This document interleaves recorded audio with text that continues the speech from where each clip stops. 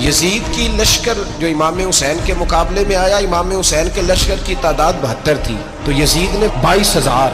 مجھے بتائیے 72 کا 22,000 سے کوئی مقابلہ ہوتا ہے؟ عمر بن سعد نے پھر عبید اللہ ابن زیاد کو لکھا کہ 22,000 بندے تھوڑے ہیں، کچھ بندے زیادہ بھیج.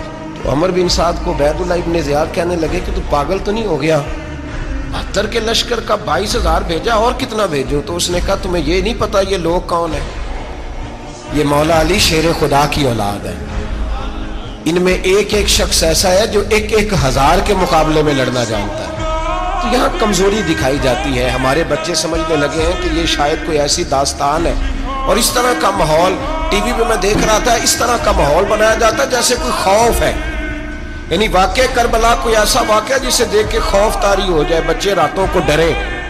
وہ اکیلے درخت دکھائے جا رہے ہیں اور تیر دکھائے جا رہے ہیں. او یار کیا قوم کی تربیت کر رہے ہیں؟ واقع کربلا حوصلے کا نام ہے، دلیری کا نام ہے. سنیں بات اصل میں کیا تھی، بڑے ٹھنڈے دماغ سے میری بات کو سمجھیے گا.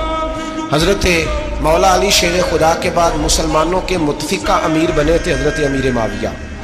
انہیں امیر کس نے بنایا تھا؟ امام حسن نے، حضرت علی کے بڑے صاحبزادے. حضرت امام حسن نے ان سے صلح کی، انہیں خلافت دی. اور صحیح بخاری میں نبی پاک نے فرمایا تھا میرا بیٹا حسن سردار ہے، جب مسلمانوں کی جماعتوں میں لہو بہہ جائے گا تو حسن ان کی صلح کرا دے گا. وہ صلح امام حسن نے کرائی. جناب امیر معاویہ امیر بن گئے. حضرت امیر معاویہ رضی اللہ تعالیٰ عنہ بڑا پیار کرتے تھے نبی پاک سے، بڑا احترام کرتے تھے حضور کے خاندان کا. ان کی جو اجتہادی خطائیں ہیں وہ اپنی جگہ پہ موجود ہیں. چونکہ امام حسن نے ان سے صلح کر لی، لہذا ہم بھی ان کے بارے میں کوئی جملہ کہنے کے مجاز، ہماری مجبوری امام حسن ہے. اس لیے کہ جسے امام حسن صحیح کہے پھر امام حسن کے ماننے والے کو اسے غلط نہیں کہنا چاہیے. حضرت امیر معاویہ رضی اللہ تعالیٰ عنہ کا جب وصال ہوا تو حضرت امام حسن پہلے ہی ان سے وصال کر گئے. آپ کو زہر دے دیا کہ آپ شہید ہو گئے. امام حسین موجود تھے تو یزید کے بارے میں لوگوں نے کہا جناب امیر معاویہ سے کہ یہ ٹھیک ہے، مناسب ہے اور بہادر ہے، دلیر ہے. وہ جو ہوتے ہیں نا خوش آمدی ٹولہ.